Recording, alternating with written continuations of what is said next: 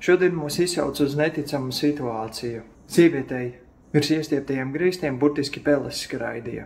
Griesti tika uzlikti pirms pāris gadiem, līdz viņa pamanīja, ka kāds sāka skraidīt virs iestieptajiem griestiem.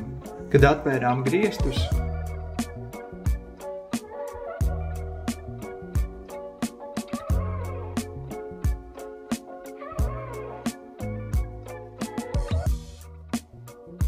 tur bija īsts peļu ceļš.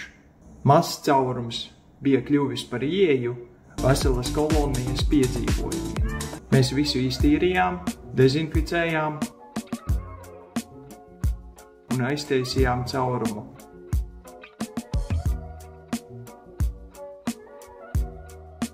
Lai šī elle vairs neatkārtotos.